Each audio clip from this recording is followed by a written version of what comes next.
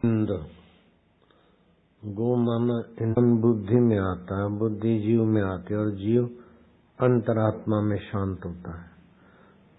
तो फिर मन इंद्रियों का बुद्धि का पालन पोषण होता है, ताजगी आती सुबह। इसलिए उसी परमात्मा आत्मा का नाम गोपाल पड़ जाता है। जिसकी सत्ता से इंद्रियां विचरण करती है तो नाम पड़ता है गोविंद, और जिसकी सत्ता में विश्राम पाती है तो नाम पड़ता है गोपाल। लेकिन ये इंद्रियां अनजाने में विश्राम पाती है तो बाहर की थकान मिटती है। किंतु सत्संग के द्वारा आत्म साक्षात्कार अथवा आत्म विश्रांति मिले तो जीव मुक्त आत्मा बन जाता है। तुलसीदास जी ने कहा कि मैं तो साधारण आदमी हूँ, कामी क्रोधी लोभी, लेकिन राम जी ने मुझे विश्राम दे दिया है, आत्मा में शांति है। तो चित्रकूट के घाट पे भाई संतन की भीड़, चंदन घसे तुलसीदास, तिलक देत रघुवीर। तो रघुवीर के बाहर के दर्शन करने के बाद भी रघुवीर आत्मा की विश्रांति बहुत ऊंची चीज है। राम जी के दर्शन होते थे हनुमान को, रोज सेवा में थे, लेकिन राम तत्व की विश्रांति के लिए हनुमान जी ने निष्काम भाव से राम जी की सेवा की।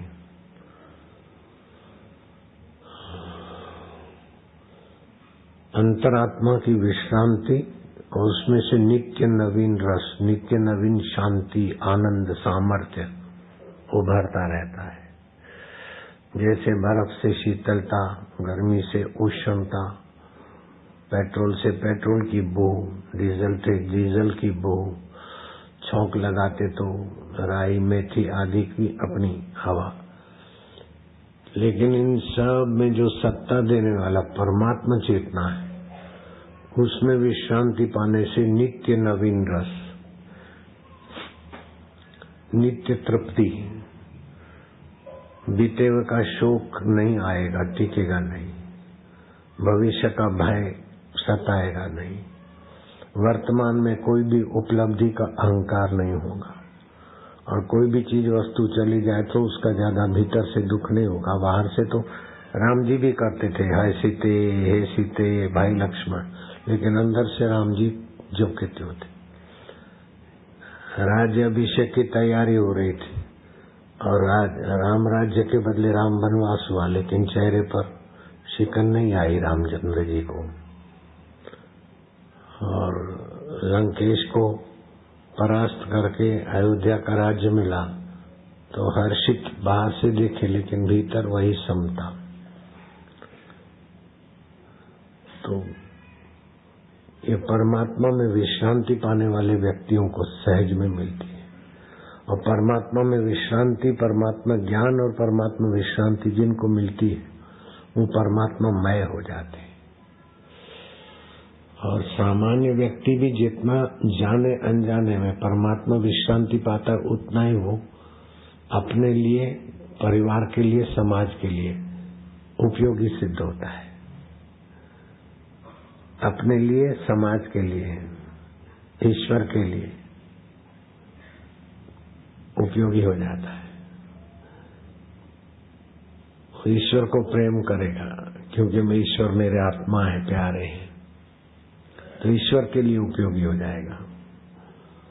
और अंतरात्मा का रस है तो बाहर विकारी रस में आकर्षण नहीं रहेगा, तो कुटुंब परिवार का शोषण करके मजा नहीं लेगा।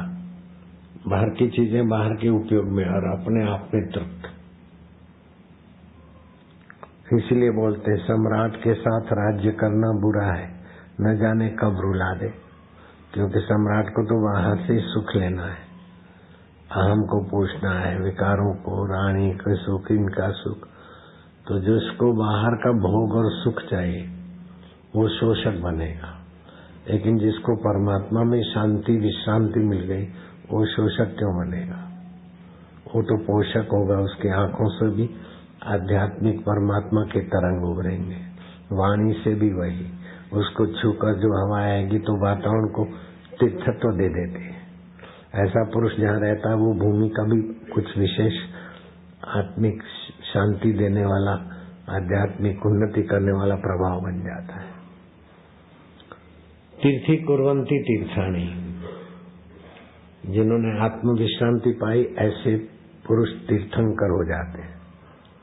ऐसे पुरुषों को जैन धर्म ने तो तीर्थंकर कहा, लेकिन हिंदू धर्म में, सनातन धर्म में भी ऐसे महापुरुष जहाँ रहते हैं तो गुरु निवास तीर्थ क्षेत्रम, गुरु का जहाँ निवास है आत्मरामी गुरु का, वो तीर्थ क्षेत्र हो जाता है। तो सभी के अंदर और सब जगह सभी के अंदर परमात्मा सत्ता तो ज्यों की त्यों है, लेकिन किसी में उस सत्ता की एक कला विकसित होती है, किसी में 2 कला, किसी में 3, किसी में 4। जैसे पत्थर है, पहाड़ है, पर्वत है, तो उसमें परमात्मा सत्ता की एक कला विकसित है। ये पत्थर है, पत्थर को तोड़ो तो कंकर है, कंकर को तोड़ो तो बालू है, बालू को पीस डालो तो उसके रजकण है, कहीं न कहीं है तत्व उसका अमिट है। ये परमात्मा का अस्थि तत्व पत्थर, पहाड़, बालू, मिट्टी में भी है। लेकिन पेड़ पौधे में भगवान की 2 कला विकसित है। एक तो पेड़ है, पौधा है, बीज है, फिर वो भोजन करने की, रस लेने की शक्ति उसमें विकसित है। पत्थर कुछ रस नहीं ले सकता है, लेकिन पौधा रस ले लेता है।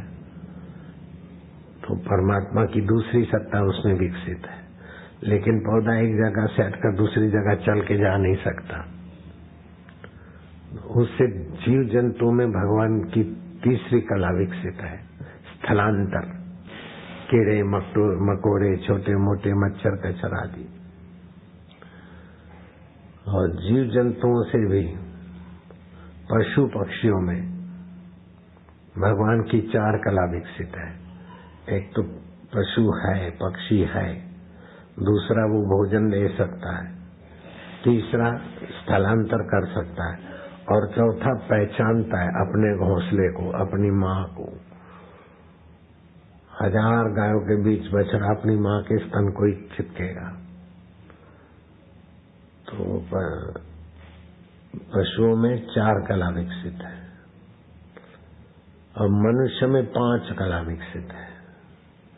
ये 4 पहले वाली, 5वीं कला है कि मनुष्य को भूतकाल का और भविष्य का लंबा समय का ज्ञान रहता है। अपने और ईश्वर के विषय में समझने वाली बुद्धि रहती है। और पशु योनि में ऐसी बुद्धि नहीं है कि सत्संग कर ले, जप कर ले, ध्यान कर ले। हाँ, कोई मनुष्य शरीर से किसी गलती के कारण ऊंट का चिंतन करते करते मेरा ऊंट बन गया, तो फिर वो राम राम राम राम और माला गले में डाल दिया, तो करते करते माला भी घुमाते। ऐसे ऊंट भी सुने गए। कुत्ता है, मनुष्य योनि में था और किसी गलती के कारण मंगल का उपवास करता है कुत्ता, ये होता है। लेकिन मनुष्य में जो क्षमताएं हैं 5 कला विकसित है और पशु में 4 कला विकसित है। मनुष्य गलती से पशु में चला गया तो पशु की कला नहीं है, मानवीय कला का प्रभाव है। जैसे राजा भरत, जिसके नाम से इस देश का नाम भारत पड़ा, मैक वाला, तो मरते समय हिरण को याद करते करते मरे तो हिरण बन गए। तो एकादशी के दिन चारा नहीं चुगते थे, तो वो हिरण की कला नहीं है, लेकिन राजा भरत की कला है। पशु योनि में भी मानवीय कला काम कर रही।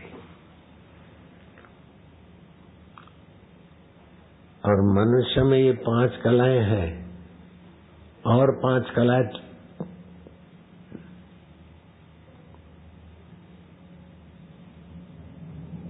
अगर ब्रह्मज्ञानी गुरु मिले तो फटाक से पा सकता है, 10 कला वाला हो जाए।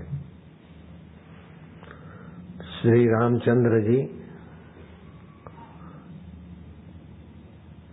मर्यादा पुरुषोत्तम थे, लेकिन उनमें 10 कला विकसित थी। ब्रह्मज्ञानी गुरु के संग मिला था। लेकिन कृष्ण ने 16 कला का प्रदर्शन किया। ब्रह्मज्ञान मिला तो बीते हुए का शोक नहीं है राम जी को, भविष्य का भय नहीं, वर्तमान का अहंकार नहीं, चित्त में समता है और अपने को व्यापक ब्रह्म रूप जानते हैं। ये 5 कला राम जी को ब्रह्मज्ञानी की दूसरी मिल गई। लेकिन श्री कृष्ण के जीवन में 16 कलाएं दिखती हैं। राम जी दुभुजी थे तो दुभुजी दिखे, लेकिन कृष्ण चतुर्भुजी हो जाते थे।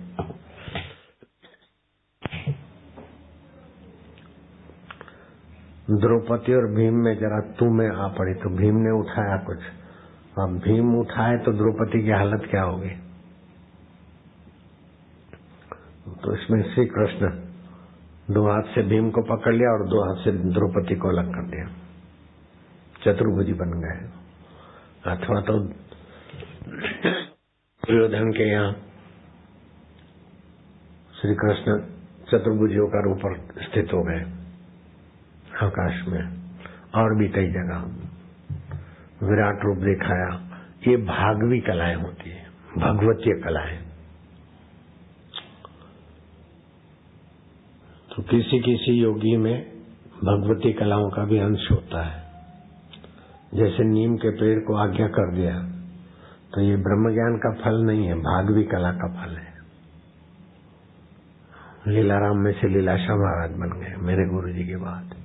ज्ञानेश्वर ने चबूतरा चला दिया। समर्थ रामदास ने तुकाराम इनको कहा, शिवाजी को, देर हो गई है, भोजन करके जाओ। बोले गुरु जी अब इधर भोजन। अरे बोले इधर क्या है, इतना दिखता नहीं, वो पहाड़ है ना, उसमें से चट्टान हटा देना, अंदर जाना, सब मिल जाएगा। अंदर हटा तो देखा कि आहा क्या गर्मा गर्म भोजन, सब तैयार। बहुत सारे आदमी भोजन कर लिया। बोले गुरु जी ये क्या है। बोले तुकोबा से पूछना, तुकाराम से। तो तुकाराम के पास आते जाते कभी रहे होंगे। तुकाराम के यहाँ गए दर्शन करने को, ये बात पूछने को। तो अकेले तो नहीं जा सकते थे क्योंकि यवन विरोधी थे, तो अपना ताम जाम सैन्य बल लेके जाना पड़ता था। घन मशीनें तो थी नहीं, तीर कमान और ये लाठियां वाठियां थी, तो अपने लोग ले जाते थे।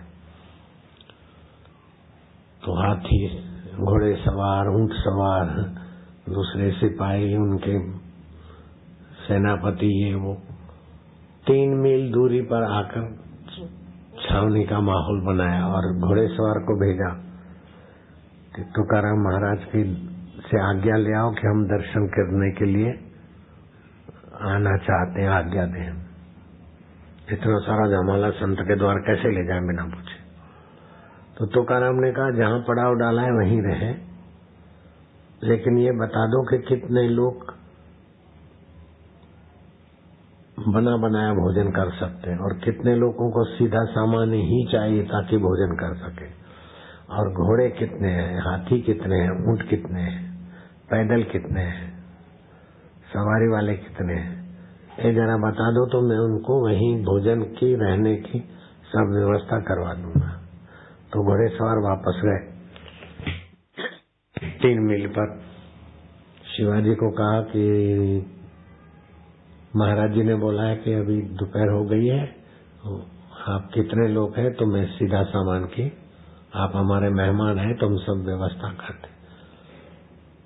तो शिवा ने सोचा कि हम इतने हाथियों का चारा, घोड़ा, ये वो, इतना संत लोगों को क्या तकलीफ दे। महाराज जी को बोलो कि 1 चुल्लू भर के आटा दे दो, मुट्ठी भर दाल दे दो, हम अपने भंडार में डाल देंगे। हमारा तो राज्य का रसोड़ा साथ में चलता है, सब कुछ है, खाली 1 चुल्लू आटा, 1 मुट्ठी दाल दे दो अथवा चावल दे दो, आप ही का प्रसाद समझ के पाएंगे। और घोड़े सवार वहां गया। महाराज छत्रपति शिवाजी बोलते कि इतना मुट्ठी भर आटा दे दो, ये कर दो। अरे बोले क्या इससे होता है, तुम जाओ सब हो गया है। वो घोड़े सवार आके देखता है तो हो ढेर चारा पड़ा है, हाथियों के लिए घोड़ों के लिए दाना पड़ा है, सीधा सामान सब पड़ा है। ये तुकाराम महाराज के संकल्प से वहाँ सब चीजें मिल गई। ऐसे ही रामचंद्र जी लंका, रामचंद्र जी अयोध्या छोड़कर वन में गए तो भरत जी वापस लौटाने के लिए गए तो रास्ते में भरद्वाज आश्रम में टिके तो भरत जी अकेले नहीं थे, सुमन मंत्री भी था और अयोध्या की प्रजा भी बहुत सारी थी। तो महाराज का आश्रम तो 100, 200, 500 आदमी रहे, लेकिन ये पूरा झमेला। तो भरद्वाज ने भरत के अनुकूल रहने का व्यवस्था बना दी और दूसरों के लिए भोजन रहन सहन सब बना दिया। चले गए तो महाराज ने संकल्प मिटाया और चला गया। ये भागवी कलाएं होती, ये ब्रह्मज्ञानी गुरु का काम नहीं है। ये भागवी कला किसी के पास हो, ब्रह्म ज्ञान न हो और भागवी कला हो तो भी वो कर सकते हैं। ऐसे अलग अलग विद्याएं हैं, अलग अलग विभाग है। ऐसा हाथ घुमा के आकाश में से चीज लाके, ऋतु हो चाहे नहीं हो, अभी ताजे आम फलाना ढिंगरा, ऋतु के अनुसार फल चाहिए तो, और ऋतु के बिना का भी फल चाहिए तो अभी तो खैर मिल ही जाते हैं कोल्ड स्टोर के कारण। पहले के जमाने में कोल्ड स्टोर और फ्रिज नहीं थे, तभी भी ऐसी चीज दे देते थे। तो ये भागवी कला है, अथवा तो दूसरा कुछ रिद्धि सिद्धि का विभाग होता है। तो जो भी कुछ योग्यताएं हैं, मूल उसका स्रोत खोजोगे तो आत्मा ही निकलेगा, परमात्मा ही निकलेगा। कैसे भी वृक्ष है, लेकिन सारे वृक्षों का मूल धरती है। और कैसी भी औषधियां और अन्न फल फूल है तो उनका मूल भी पृथ्वी से लिया हुआ रस ही निकलेगा। तो पृथ्वी में जो योग्यता है वो परमात्मा सत्ता की है, जल में जो स्वाद है वो परमात्मा सत्ता का है, या वायु में जो स्पर्श और स्पंदन है वो परमात्मा सत्ता का है, सूर्य में जो दाहकता है, चंद्रमा में जो चांदनी है, औषधि पुष्ट करने की योग्यता वो परमात्मा सत्ता की। जैसे आपके घर का कोई भी इंस्ट्रूमेंट है, साधन है, चाहे फ्रिज है, गीजर है, टीवी है, पंखा है, प्रेस है, दूसरा कुछ है, टिल्लू पंप है, आपके पास में फैक्ट्री है और फैक्ट्री में अलग अलग मशीनें लगी है, लेकिन सबका सप्लाई एक पावर हाउस, विद्युत। ऐसे ही जहां भी जो कुछ दिखता है उसमें सत्ता मात्र परमात्मा की है। तो सत्ता जो की त्यों रहती है, बाकी बदलता रहता है।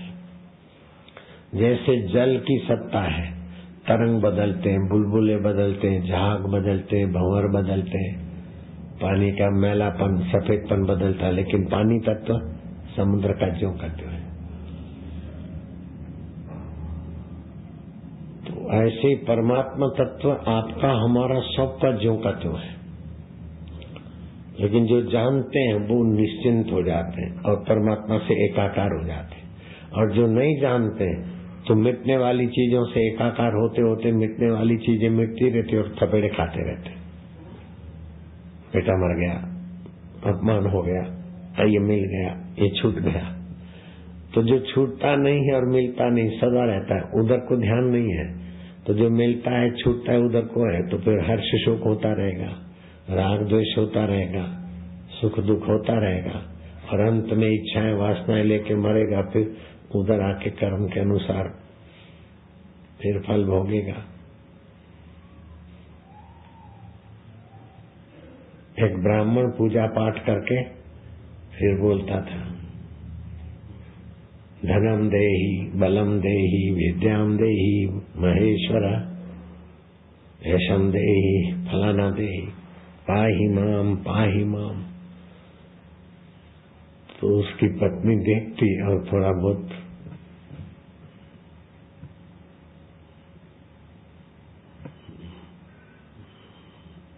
आश्चर्य से मुस्कुरा देती। एक दिन उसने इसी प्रार्थना की तो पत्नी जोर से हंस पड़ी। अब उसको आके आज तक तो ये कभी कभी तो मेरे को टोंट मारती थी, आज तो ये मैं बोलता हूँ उसी पर तू हंसी, सच बता क्यों हंसी। इतने दिन तो हम समझते थे कि ऐसे मजाक में, लेकिन अब कोई रहस्य है। बोले रहस्य तो है ही है, इसीलिए हंसी आती। बोले क्या रहस्य? बोले छोड़ो, ये रहस्य बताने का समय नहीं है और न पूछो तो अच्छा है। उसने आग्रह किया। ये घटना गीता प्रेस गोरखपुर के कल्याण मैगजीन में आई थी 40 साल पहले की।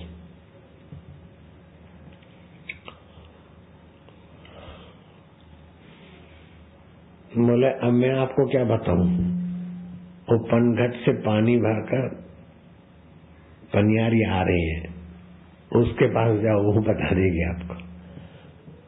हो गए तो पनियारी ने कहा अच्छा, तुम पूजा के समय ये दो ये दो ये दो भगवान से मांगते हो, तुम्हारी पत्नी आज ज्यादा हंस पड़ी, तो क्यों हंसी ये पूछने को आए हो ना। इसको तो और आश्चर्य हुआ कि अभी तो घर में बात हुई और ये जान गई। बोले अभी मैं तुमको नहीं बताऊंगी, मेरे पेट में बालक है, प्रसूति की पीड़ा हो रही है, सिर पे घरे हैं, मैं घर जाते ही बच्चे को जन्म देने वाली हूँ और जन्म देते देते मेरी मौत हो जाएगी और फिर मैं हिरणी बनूंगी और मेरे गले में आंचल होगा, तो तुम मेरे को देखना मैं वही हूँ, और फिर वो 3-4 साल के बाद वहां से मैं मरूंगी हिरणी के शरीर से, और फिर फलाने अपने नगर के हैं ना फलाने भाई, इनके वहां बेटी होकर जन्म लूंगी, फिर तुम आना। तो देखा तो प्रसूति में मर भी गई और फिर हिरणी भी दिखी। 3-3.5 साल बीते तो हिरणी भी मर गई। किसी के यहाँ बेटी हुई और वो बेटी जब बड़ी हुई तो बेटी ने बोला कि अभी थोड़े दिन रुक जाओ, मेरी शादी होने वाली है ना, बस शादी हुए तुरंत आ जाना। शादी हुई, तुम वही हो ना पनियारी? बोले किसी को बताओ मत, मैं वही हूँ। फिर हिरणी बनी थी। अभी मेरी शादी हुई, लेकिन शादी कैसे हुई जांच करो। तो बोले इसको तो तुम अगले जन्म में जन्म देकर मर गई थी, ये तो तुम्हारा बेटा था, अब वो 21 साल का है और तुम 18 की हो, 3 साल हिरणी में चली गई, ये क्या है? बोले ऐसे ही तुम हमारे भाई थे और तुम्हारी पत्नी और मैं बहनें थी, लेकिन एक दूसरे के आकर्षण से और कर्म के ऋणानुबंध से कभी कोई पुत्र हो जाता है, कभी पत्नी पति बन जाती, कभी अभी जो पुरुष दिख रहे हैं, किसी जन्म में स्त्री रहे होंगे, पुरुषों के प्रति आकर्षण रहा होगा, तो पुरुष के चिंतन में गए तो फिर पुरुष बने। और अभी जो स्त्रियां हैं वो कभी पुरुष थी और स्त्री के तरफ आकर्षण रहा तो स्त्रियां बनी, ये बैठी। और फिर उसमें कर्मों का भी संपुट होता है, अनुकूल कर्म हो, अनुकूल वातावरण हो। ऐसे हमारे पिता गए तो जिनके प्रति मेरे पिता का भाव था वहीं उनका फिर ये सब रिश्तेदार में आ जाते हैं, अपने परिवार में आ जाते हैं। एक सतराम दास थे, उसने अपने बेटे की शादी मेरे हाथ से करवाई। मेरे को बोला बाबा अब मैं जाऊंगा, लेकिन इसी के घर मेरे को लाना। तो वो उसका बेटा लक्की जूस वाला अहमदाबाद में, तो लक्की जूस वाले के यहाँ ही फिर उसका बाप सतराम दास हरि भाई के यहाँ जन्मा। अभी तो बड़ा लड़का 22-25 साल का हो गया, उसके यहाँ भी लड़के हो गए। तो कभी तो वो बेटा था हरि और सतराम दास बाप था, अभी बाप है हरि और सतराम दास उसका बेटा बन के आया। तो ऐसे कई अपने जो छिंदवाड़ा गुरुकुल में रामकृष्ण नाम के लड़के को साजिश वालों ने कैसे भी करके पहुंचा दिया। तो अपन यहाँ प्रार्थना किया कि भगवान ये बच्चे वापस वहीं आ जाएं। तो एडवोकेट का बच्चा था, वो बम्बई में एडवोकेट था और अपना साधक था। तो छिंदवाड़ा गुरुकुल में उसका देहांत हो गया। तो उस छोरे का नाम था रामकृष्ण, छोटा बालक था। अभी वो चला गया 4 साल पहले, अभी 2-2.5 साल का है। वही रामकृष्ण उनके घर फिर से आ गया। कभी इधर आएंगे तो दिखवा दूंगा, नहीं तो बम्बई जाएंगे तो वो मूवी में ले लेना उनका शॉर्ट्स। तो जब तक उस आत्मा परमात्मा का ज्ञान नहीं होता तब तक सूक्ष्म शरीर व्यापक ब्रह्म में लीन नहीं होता। तो फिर कभी कहीं कभी कहीं कभी कहीं तिर्यक योनि में जाता है, मनुष्य योनि में जाता है, पशु योनि में जाता है। ऐसा नहीं कि मर गया तो मनुष्य ही हो, उसके उपयुक्त कर्म हो तो फिर मनुष्य होगा, नीचे के कर्म है तो और योनि में होगा, और ऊंचे कर्म है तो यक्ष गंधर्व किन्नर होगा।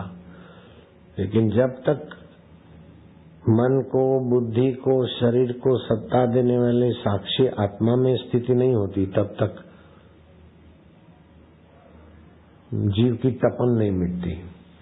बिनु रघुवीर पद जिय की जरनी न जाए। परमात्मा पद को पाए बिना जीवात्मा की तपन या मुसीबतें नहीं मिटती। थोड़ी देर मुसीबत आती है, फिर कहीं न कहीं मुसीबत, ऐसा बड़ी मुसीबत हट गई, फिर क्या, फिर कभी कुछ मौत तो बड़ी मुसीबत है ही है। इसलिए आत्मलाभात परम लाभम न विद्यते। आत्मलाभ से बड़ा कोई लाभ नहीं। आत्म सुखात परम सुखम न विद्यते। आत्म सुख से बड़ा कोई सुख नहीं। आत्मज्ञानात परम ज्ञानम न विद्यते। आत्मज्ञान से बड़ा कोई ज्ञान नहीं। तो आत्मज्ञान पाले तो छोटे से छोटा व्यक्ति भी महान हो जाता है। आत्म सुख पाले तो गरीब व्यक्ति भी अमीरों को सुख शांति देने वाला हो जाता है। आत्मलाभ कर ले तो इंद्र को भी नन्ना समझते। देवरा बाबा हो गए, जिसने नाम सुना है हाथ ऊपर करो। मैं उनसे 2 बार मिला था, बड़ा स्नेह किया मेरे को उन्होंने। देवरा बाबा तो सोना बनाना भी जानते थे, तो स्वयं के लिए नहीं बनाया, एक चेले को सिखा दिया तो उसने बनाया। तो जॉर्ज पंचम का रखा हुआ कलेक्टर कलकत्ते में था, उसने फिर दबाव डाला, 1 कुंटल सोना बनवा लिया उसने दबाव डालकर देवरा बाबा के चेले को। तो जॉर्ज पंचम ने कलेक्टर को आदेश दिया कि उसको बाबा को ले आओ तुम। तो फिर वो बाबा घबराया, तो देवरा बाबा को प्रार्थना किया कि मेरे को तो विदेश ले जाएंगे, गाय का मांस खाने वालों के अधीन रहना पड़ेगा, ये सोना बना दो, ये कर दो। तो बोले मैं तो मना कर रहा था, तो काहे को ये किया? बोले अब मेरे को इनसे छुट्टी दिला दो, मैं विदेश में न ले आ जाऊं। अब मैं ये सोना मोना नहीं बनाऊंगा, दान पुण्य करके वाहवाही नहीं झेलूंगा, हिमालय में भजन करूंगा। बोले अच्छा। फिर देवरा बाबा ने जॉर्ज पंचम को कहलाया कि मेरा शिष्य है, मैंने ही सोना बनाने की विद्या सिखाई थी कि 10 को 1 बार भोजन करे, 11 को उपवास करे, और कोई औषधि है उसका रसपान करे, और 12 को पित्तल पिघला के रखे, और सुबह सुबह का पहला लघु शंका पेशाब उस पिघले हुए पित्तल में डाले तो पित्तल सोना हो जाता है। औषध वहां भी मिलेगी नहीं, और मैंने दी हुई विद्या है, इधर तक की है, आप उसको जबरदस्ती नहीं ले जाओ, इसमें आपका ही भला है और उसको भी संतोष।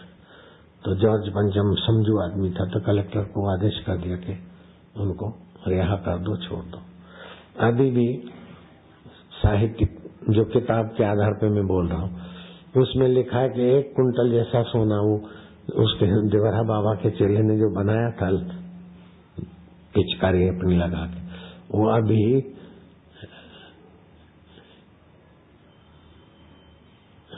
लंदन के म्यूजियम में भाई भारत के संत सिटी मार के भी सोना बना सकते हैं। ये तो बहुत छोटी बात है। नामदेव महाराज जंप मारा तो इतने सारे पारस ले आए। बोले तू कौन सा पारस के लिए रो रहा है? फिर पहचान नहीं पाता है, और वो बोलता मेरा पारस, तेरा पारस मैंने नदी में फेंक दिया, तू मैं आत्म पारस की तरफ जाता नहीं, पत्थर के लिए रो रहा है तो ले, ये सब पत्थर पारस है। चेक किया तो सभी पारस, जिसको भी लोहे को स्पर्श करा तो सोना। तो बोले मेरे को तो पता नहीं चलता। तो बोले जो पता नहीं चलता उस पत्थर के लिए तो रो रहा है, जो तेरा को सदा साथ में रहता है उसके लिए क्यों नहीं करता। तो परिसा भागवत ने फिर वो पारस फेंक दिया। रोज छटांग पर सोना बनाता था, वो फेंक दिया और नामदेव से दीक्षा लिया, आत्म पारस की साधना की। तो आप लोग कैसे भी इधर आते हो ना, तुम्हारा जो भला होता है ना, वो दिन भर की लाख रुपया कमाई होती हो तब भी उससे उतना भला नहीं होगा जितना अदर सत्संग के संस्कारों से आपका उज्जवल भविष्य होता है। चाहे एक दिन का लाख रुपया कमाई तुम छोड़कर भी इधर आते हो तो भी फायदे में ही हो। जो संस्कार मिल जाते, सत्संग की बात समझ में आ जाती। मैं जब सत्संग में जाता था तो मेरा भाई और मेरे परिवार वाले मतलब के काहे इतना टाइम देता है, ये लड़के को क्या पता, भाई के साथ कंधे से कंधा मिलाकर काम धंधा करे तो कितना कमा लेते। अब उन मूर्खों को पता है कि कितनी कमाई हो गई उन्हें। जब सत्संग में जाते थे उस समय लगता था कि इतना समय दे दिया, लेकिन अब वो सत्संग का जो फल दिख रहा है तो इसकी बराबरी कौन कर सकता है। तो सत्संग से और ईश्वर की तरफ चलने से जो लाभ होता है उसकी बराबरी दुनियावी लाभ कोई नहीं कर सकता। दुनियादारी का कोई भी लाभ सत्संग से, गुरु कृपा के लाभ से बराबरी नहीं कर सकता। तुलसीदास ने कहा, एक घड़ी आधी घड़ी आधी में पुण्याद, तुलसी संगत साधकी हरे कोटि अपराध। करोड़ों वासनाओं की जो बाढ़ में बह रहे हैं, सत्संग से वो सब महत्वहीन होती जाती है।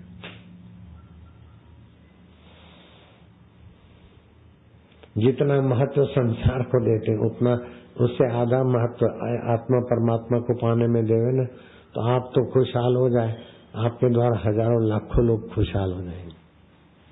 आप तो खाएंगे पिएंगे नहीं फूटेगा, लेकिन कई आओ भोजन करो भजन करो 40 रुपए ले जाओ, ऐसा अपने चल रहा है ना। अभी महंगाई हो गई, पहले 30 देते थे, अभी 40 में क्या 40 दूं, अपने पास भी आ रहा है। तो कहीं 25 आदमी, कहीं 100 आदमी, कहीं 200 आदमी, कहीं 500 आदमी, कहीं 300 आदमी, ऐसी कई जगहों पर जब साधना चलती।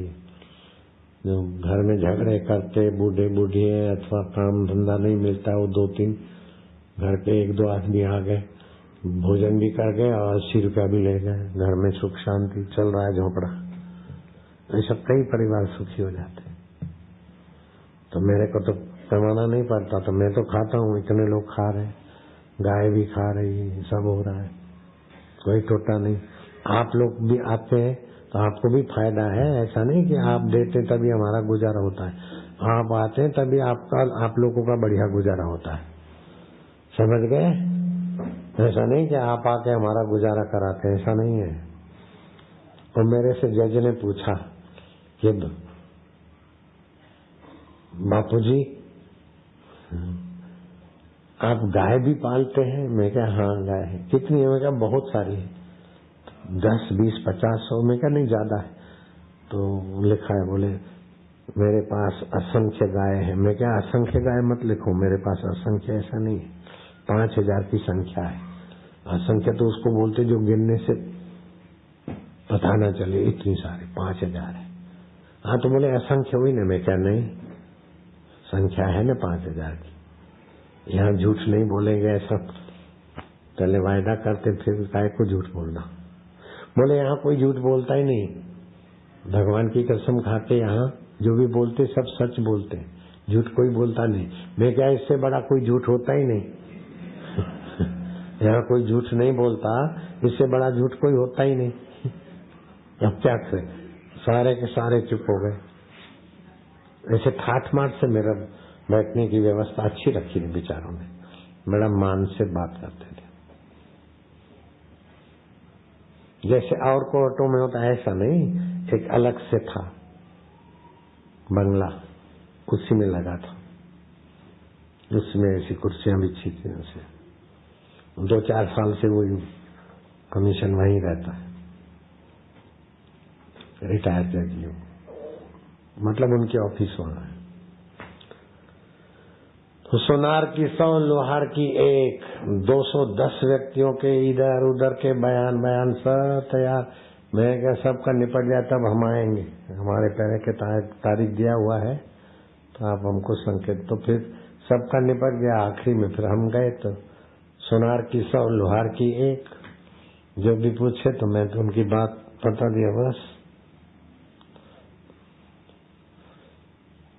अभी समाचार आया है, साध्वी रेखा धनसोली नवी मुंबई में पूर्णाहुति सत्संग कर रही है, लाइन दे रखी है, 4000 लोग वहां सत्संग सुन रहे हैं। यहाँ भी बहुत सारे लोग हैं, धनसोली वाले, नवी मुंबई वाले। हम बम्बई से तो नहीं बोल रहे, दिल्ली से बोल रहे हैं। मुंबई में हमारा सत्संग होगा 30, 31 और 1 जनवरी, 30 दिसंबर, 31 दिसंबर। और दिल्ली में सत्संग होगा 28, 29। सूरत में सत्संग होगा 27, 26 और 25। और आज है 16। 9 दिन के बाद सूरत में, 11-12 दिन के बाद दिल्ली में, 13-14 दिन के बाद फिर बम्बई में, 30, 31 पहले। अब तुमको मैं क्या सुनाऊं? मैं तो जो यहाँ दिल्ली के साधकों को सुना रहा हूँ वो तुम सुनते होंगे, सुन लिया होगा थोड़ा। अब तो तबीयत की बात सुनाता हूँ कि खजूर भिगा देना, बच्चों के लिए 3, बड़ों के लिए 5। रात को धो के खजूर भिगा दो, सुबह ऐसे भी खा लो, अथवा तो दूध में मिला के खाओ, तो खून बढ़ाएगी, कांति बढ़ेगी और कब्जियत आदि दूर करेगी। पौष्टिक है, गरीब अमीर सभी लोग उसका उपयोग कर सकते हैं। इन बम्बई में तो खजूर बहुत महंगी मिलती है, 200 रुपए किलो, 300, 500, 700, 1000, 2000 वाले।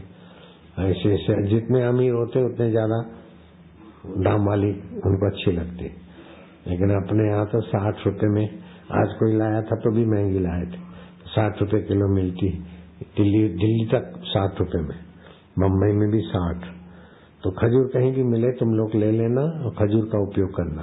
दूसरा, बच्चों का कद छोटा हो अथवा शरीर में कोई कमजोरी हो और सर्दियों में अपना शरीर मजबूत करना चाहते हो, तो सिंगाड़े का आटा 250-500 ग्राम, जितना सिंगाड़े का आटा है उतना घी गाय भैंस का, उसमें सेको, थोड़ा सा सिंगाड़े का आटा लाल हो जाए, फिर उतनी खजूर, समझो 500 ग्राम खजूर, तो 500 ग्राम आटा, 500 ग्राम घी, तो 500 ग्राम आटे में 500 ग्राम घी, घी में 500 ग्राम आटा डाल के सेका और फिर खजूर मिलाए, ठंडा हो जाए, 1-1 ग्राम का छोटे छोटे लड्डू बनाए, बच्चे 2-3 लड्डू चबा चबा के खाएं, दूध पिए। 12 साल के बच्चे को अगर दो 40 दिन, लंबा चौड़ा हो जाएगा। 12 साल से 18 साल के बच्चे, कद बढ़ाना है तो बच्चों के लिए, और शरीर मजबूत कराना है, वीर्य बढ़ाना है, कांति बढ़ानी है, लाली बढ़ानी है, तो ये कर सकते हैं। लेकिन ये सब करने के बाद भी मरना तो पक्का ही है।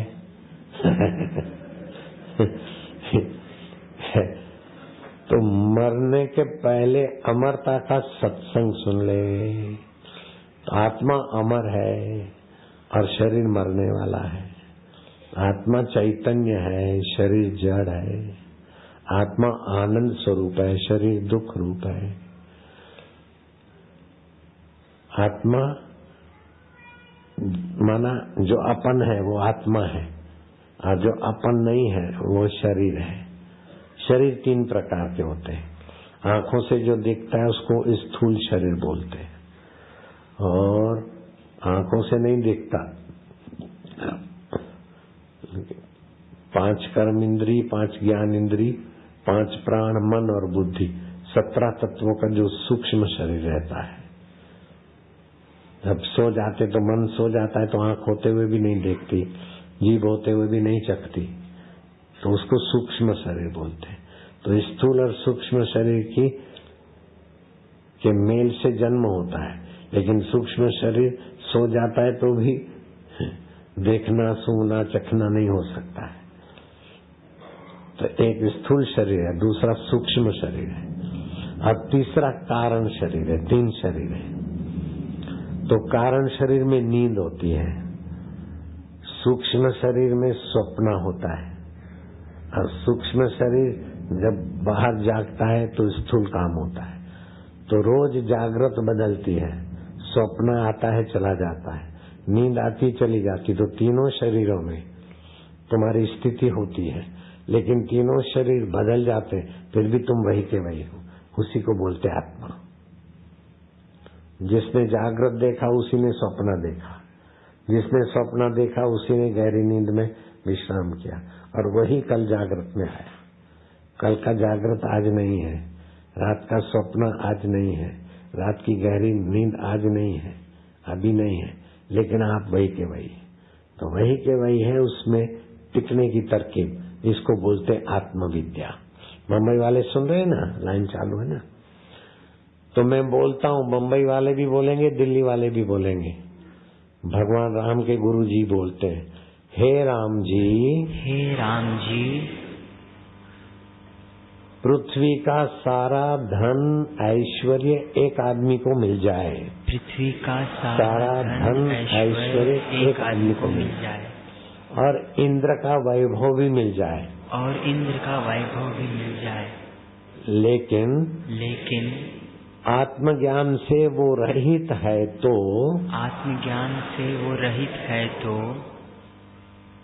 विष्ठा के कृमि से भी उसको तुच्छ जानो। विष्ठा के कृमि से भी उसको तुच्छ जानो। धरती का सारा संपदा, सारा वैभव और इंद्र का भी मिल जाए और आत्मज्ञान नहीं है, आत्मा परमात्मा का ज्ञान, प्रीति रस नहीं है, तो विष्ठा के कीड़े से भी वो आदमी तुच्छ है। क्योंकि कीड़े को बेटे बेटी की शादी की चिंता नहीं रहती और ये मेरा छूट जाएगा ऐसा कोई भविष्य का भय भी नहीं रहता।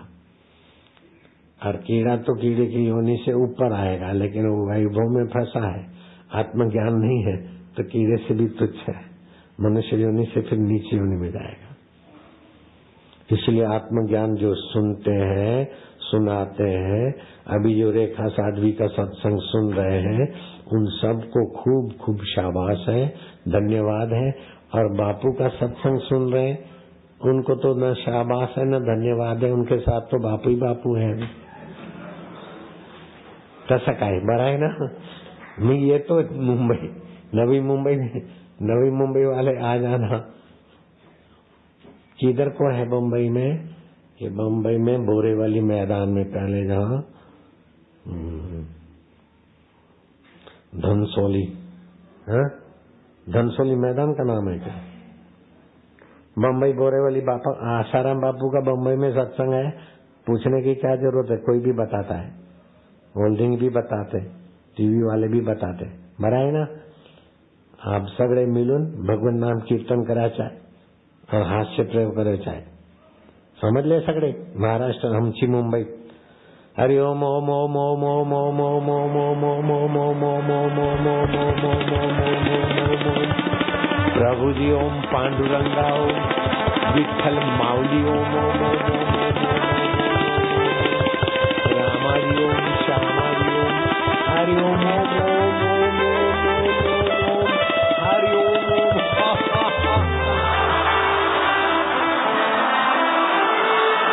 सब मिलके हंसो बम्बई वाले, न्यू मुंबई। हरि ओम ओम ओम ओम ओम, प्रभु ओम ओम ओम, पांडुरंगा ओम ओम, विठ्ठल माऊली, गुरु माऊली, माझी माऊली, हरि ओम ओम ओम। नारायण नारायण नारायण नारायण। तो 1 कला पत्थर, 2 कला पेड़, 3 कला जीव जंतु, 4 कला पशु पक्षी, मनुष्य में भगवान की सत्ता की 5 कलाएं। उस मनुष्य को अगर सत्संग मिल जाए तो 5 दूसरी कलाएं विकसित हो जाती, तो वो मनुष्य जीते जी मुक्त आत्मा हो जाता है, महान आत्मा हो जाता है। अगर वो साधना करके और भागवी कलाएं 1, 2, 3 कितनी भी विकसित करे तो उसके जीवन में चमत्कार होते। तो तुकाराम महाराज के पास जब शिवाजी जा रहे थे तो तुकाराम ने संकल्प करके वहाँ शिवाजी के जो हाथी, घोड़े, ऊंट, पैदल आदि थे उन सब के लिए भोजन आदि की व्यवस्था कर दी सिद्धियों के बल से। तो शिवाजी को आश्चर्य तो हुआ। शिवाजी जब तुकाराम महाराज के पास गए तो उन्होंने कहा कि मैं समर्थ रामदास के पास गया तो उन्होंने कहा पत्थर है, ये पहाड़ का पत्थर थोड़ा हटाना तो अंदर गुफा है, वहाँ तुम्हारे लिए सब व्यंजन तैयार है। तो वहाँ हमने भोजन किया और फिर समर्थ रामदास से पूछा कि सब गुरुजी कैसा है? इधर तो कोई रसोईया नहीं दिखा, कोई आता जाता नहीं, एकदम जंगल पहाड़, ये कैसा? बोले तुकोबा से पूछना। तो फिर मैं आपके यहाँ पूछने के लिए आ रहा था तो आपने वहाँ से ही सब व्यवस्था कर दी। तो ये काय होतोय? हा काय है, मला माहित पड़त नहीं, शिवाजी ने पूछा। तो तुकाराम ने बोला कि देखो मैं मंजीरे बजाता हूँ, कीर्तन करता हूँ ना, तो वो कांसे के मंजीरे नहीं है मेरे पास, में तो पत्थर के 2 टुकड़े उसको झांझ बना दिया है। ऐसा गरीब हूँ, लेकिन लक्ष्मीपति जो है ना, कमलापति, उसके तिजोरी की चाबियां हम लोगों के पास रहती है। ऐसा करके हंसी में उस बात को उन्होंने, लेकिन है ये भागवी कला है। यदि वह संकल्प चलाए, आंकड़े का पत्ता भी आंख की औषध हो जाए, मुर्दा भी जीवित हो जाए, ये भागवी कलाएं हैं, योग साधना से, एकाग्रता से मिलती। तो रावण के पास ऐसी कला थी, सोने की लंका बना दिया, आकाश में से उड़ जाता था, ऐसी कई कलाएं थी, लेकिन आत्मज्ञान सर्वोपरि है। तो शबरी भीलन को मतंग ऋषि की कृपा से आत्मज्ञान की तरफ गति थी, तो अपने साधकों को भी आत्मज्ञान की तरफ हम गति करा दें। कला बला में बहुत समय जाता है, थोड़ी सी संसारी चीजें इधर से उधर हो गई तो क्या बड़ी बात है। समझ गए? तुम लोगों ने सुना होगा, बम्बई वालों ने पहले का सत्संग सुना होगा। तो अब तुम्हारे जीवन में क्या करना है तुमको, अभी मैं बम्बई में बताने वाला हूँ। छोटी सी साधना करो, 5 मिनट रोज, आत्मज्ञान में जल्दी गति हो जाएगी। अब बम्बई में सब लोग नहीं आएंगे तो अभी बता देता हूँ क्या, कि रात को सोते समय पूर्व के तरफ अथवा तो दक्षिण के तरफ सिर हो, और सोते समय कुल्ला गुल्ला करके, मैं तो रात को दंतामृत लगा के दांतों को कुल्ला गुल्ला करके ब्रश करके फिर सोता हूँ, तो दांत अच्छे रहते हैं। अभी अपना जो आयुर्वेदिक दंत मंजन है, ये पेस्ट है, वो भी मेरे पास है, कभी वो कभी कुछ। तो रात को सोते समय मुंह साफ करके सोना चाहिए। अब मेरे गुरुजी तो बोलते थे महीने, हफ्ते 15 दिन में, महीने में तो क्या, कभी कभार महीने में कुछ दिन रात को सरसों का तेल और नमक से दांत साफ कर लेने चाहिए, तो दांत मजबूत भी रहेंगे और कीड़े बीड़े नहीं होने से दांत लंबा समय चलेंगे। अभी हम ऋषिकेश गए थे तो एक बुजुर्ग साधु थे और हमारे मित्र हैं अच्छे, भजनानंद, तो उनके दांत वात नहीं थे, तो मैं बात चली तो हंसी में, तो ये सब पर नमकीन खा रहे थे, कूट के दिया था सेवक। बोले वेदांती, हम वेदांत शास्त्र होता है ना, बोले हम वेदांती है, मतलब वेदांत वाले। वेदांती है, वेदांत शास्त्र बोलते हैं ना, वेदांत शास्त्र, ऐसे बोले वेदांती है। तो मेरे को बोला आपके दांत है अभी? मैं कहा देखो मेरे तो दांत है। तो जो लोग गर्म चाय पीते, ठंडा पानी पीते, फिर गर्म चाय पीते, अथवा गर्म भोजन करते और ठंडा पानी पीते, उनके दांत जल्दी झड़ जाते हैं। देखो सत्संग में कैसा कैसा आइडिया मिलता है, ये कैसा है जादू। तो ऐसा ठंडा गरम नहीं हो, एक बात। दूसरी बात, ये ब्रश से पेस्ट से दांत इतने मजबूत नहीं रह सकते लंबा समय जितना मंजन से। और अपने पास लाल मंजन है सूरत समिति का, मैं वो लगाता हूँ तो मसूड़े मजबूत हो गए। पहले दांत ज्यादा हिलते थे, 2-4 बार 5 बार डेंटिस्ट की भी मदद लिया, लेकिन फिर छोड़ दिया। मैंने पेस्ट करना ही छोड़ दिया। अभी तो अपने आयुर्वेदिक दंत ये आया पेस्ट तो ले लेता हूँ थोड़ा, नहीं तो ये पेस्ट बेस्ट और ब्रश नहीं, हाथ से मंजन करते थे। लाल पाउडर मंजन वाला वो मसूड़े मजबूत कर देता है। तो मैं तुमको क्या बता रहा था कि रात को सोते समय मुंह साफ करके सीधे सो बिस्तर पर आ गए और अपने कमरे को भगवान के नाम से पवित्र कर दिया। गोचंदन अगरबत्ती अथवा गाय के गोबर के कंडे का कभी कभी धूप कर दिया। ये जो सुगंधी वाली अगरबत्तियां है ना, वो तो है केमिकल की सुगंध और कोलसे का पाउडर। उन अगरबत्तियों में इतना आध्यात्मिक फायदा नहीं होता जितना गाय के गोबर और चंदन से बनी हुई गोचंदन अगरबत्ती है, मैं वो जलाता हूँ। तो आप अपने कमरे में कभी वो जला दिया करो।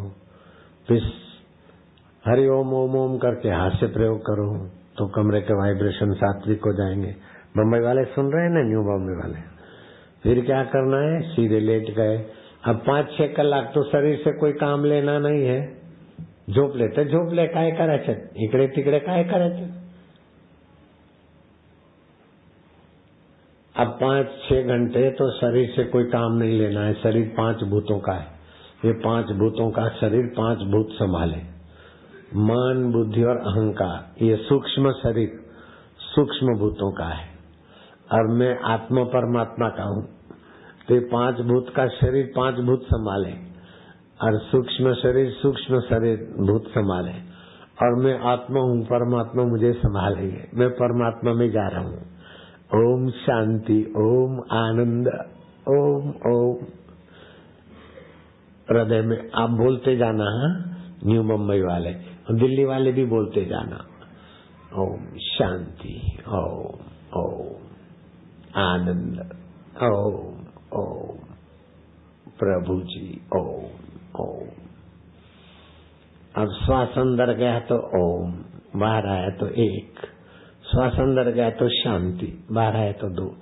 तो आप भगवान की गोद में चले जाओगे तो 6 घंटे 5 घंटे नींद भी हो जाएगी और वो आपका भक्ति में आ जाएगा। तो रोज 5 घंटे दिन में बैठ के भक्ति करना तो मुश्किल है। रात को सोते समय भक्ति की भक्ति और नींद की नींद, दाढ़ी की दाढ़ी, बाबा का बाबा, तो तुम्हारा क्या जाता है? लाभ होतोय ना, फार लाभ होतोय, समझले सगळे। और रेखा आंटी समझती है। रेखा थे मोटी मोटी रेखा, तो बचपन में उसका वाल खराब था, डॉक्टर ने दूसरा आर्टिफिशियल वाल डाला, बोले 10-15 साल लड़की जिएगी। अभी कितने की 8-10 की, जब 15 की थी 10-12 साल में, मतलब ये 19-20 साल की होगी तब चली जाएगी। अभी वो आंटी 38-40 साल की हो गई, दीक्षाली है, तो 20 साल में काय को मरती। अभी देखो रेखा दीदी का सत्संग सुन रहे ना, उसी से पूछो तुम्हारा कैसा ऑपरेशन हार्ट का हुआ है, आर्टिफिशियल वाल डाला हुआ है। वो बोला 5-10 साल चलेगा। अभी कितना 20-25 साल तो हो गया। अभी बोले क्यों मरती नहीं आंटी, पूछो। हंस रही है, मोटी मोटी मांजरी है, शेरी आंखें, रेखा दीदी। मैं तो इसको चिढ़ाता हूँ, आंटी बोलता हूँ, मोटी मोटी। कसा काय आंटी? आपला अनुभव सांगा तुम, अभी अनुभव बताना। अब मराठी जानती है, बम्बई की तो है वो। बम्बई की लड़की 40-42 साल, 38-40 साल की जो भी है, अभी तक अखंड ब्रह्मचारिणी है। बम्बई की कन्या 40 साल की और अखंड ब्रह्मचारी होना, ये बापू की शिष्यों का काम है, लल्लू पंजू का नहीं है। ऐसे हमारे कई साधक हैं। अभी अमेरिका से आई है सिल्की, होगी 22-25 साल की। महीने में 5-6 लाख कमाती है। अभी 18 दिन रहेगी। अभी तक संसारी व्यवहार में जो पति पत्नी का व्यवहार है, अमेरिका में जॉब करना और ग्रेजुएशन के बाद अभी तक संसार व्यवहार नहीं हुआ। ऐसे लोग भी हैं, बोलो अमेरिका में रहती, जॉब करती है, अभी यहाँ बैठी। सिल्की खड़ी हो जाता, आई तो थी। सिल्की है अमेरिका से जो आई, वेयर इज द सिल्की? अभी चली गई होगी, पास में कहीं ठहरी है। यहाँ वो पुलिस ऑफिसर की ये आ गई है। हाथ ऊपर कर सिल्की, हाथ ऊपर कर खाली। She is the silky. 1 lakh कुछ डॉलर मिलते, मतलब साल का कुछ 60-70 लाख रुपया, महीने का 5 लाख रुपया मिलता, ज्यादा नहीं। हरिओम हरे। अजय मिश्रा तो हवा में घूमने लग गया। 47 लाख ये देख, 60 लाख वाली तेरे सामने, तेरे 47 की ऐसी तैसी। बड़ा रुबाब मारता था। 47 लाख क्या होता है? 1-1 करोड़ वाले जोबर हैं कई। सुन रहा है मिश्रा? हाँ, लोग बोलते हैं इनको बड़ा अभिमान है, जिस किसी से भिड़ जाते हैं। तो मैं कहा वो ठीक हो रहे हैं, अभी धरती पे चलेंगे। लोग बोलते थे तो से बड़ा यश हो गया था ना, तो थोड़ा ऊपर उड़ रहे थे, लेकिन अब फिर धरती पे आ रहे हैं। रविंद्र ने भी बताया, कुछ भी हुआ निकाला पट्टा और शुरू हो गए। मैं क्या, ऐसा नहीं है। फिर मैंने रविंद्र को डांटा था। रविंद्र को किसी ने कहा था कि जरा बापू तक खबर पहुंचा, लेकिन मैंने फिर रविंद्र की बात वहीं काट दी। बोले कुछ नहीं हुआ, निकाला पट्टा और शुरू हो जाते। आगे की बात नहीं बोलता हूँ, समझ जाना, आपस में दोस्त हो। तो 47 लाख हो चाहे 47 अरब हो चाहे खरब हो, सारा इंद्र का वैभव हो और धरती का सारा वैभव हो, लेकिन आत्मज्ञान नहीं है तो विष्ठा के कीड़े से भी तुच्छ है। ये पक्का करो। और आंटी तू बता देना कब ऑपरेशन हुआ था, आर्टिफिशियल वाल डाला, कितना साल डॉक्टर ने बोला था जिएगी और अभी तक जिंदी है, ये जरा बता देना। और फिर ये भी बताना, जिंदा होना और मरना शरीर का धर्म है। मेरे गुरु तो बोलते तुम शरीर नहीं हो, ये सब स्वप्न, उसको जानने वाला परमात्मा आपला। माझा पांडुरंगा, माझा विठ्ठला, माझी गुरु मावली, काय सांगून काय करून मला माहित पडत नाही। काय आनंद येतो, फार आनंद येतो बापू। हरिओम हरिओम हरिओम। आमची मुंबई। सब हंस रहे हैं अभी वहां। नारायण नारायण, हरिओम हरिओम। चलो 8 वाजले, आता मला जाऊन द्या। हरिओम हरिओम।